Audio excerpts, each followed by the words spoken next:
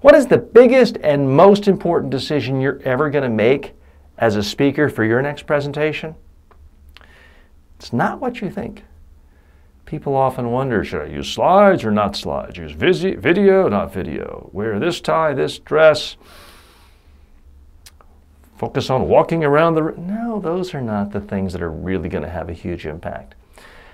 In my experience, the number one decision you make that has an impact on your speech, how many message points, facts, numbers, data points you're going to try to convey in your speech. Great speakers can all be different, but the one thing they have in common, they're not greedy. They don't try to tell you everything they've ever learned in the last 10 years. They focus on literally a handful of ideas at most. Awful speakers are all the same too. They try to tell you everything they know. They dump way too much data. So to me, the big decision is really figuring out how many messages are you going to try to convey in this presentation.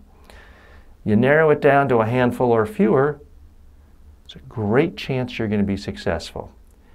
If you have a lot more than 5 points, you've almost completely guaranteed your failure as a speaker because people aren't going to remember what you said.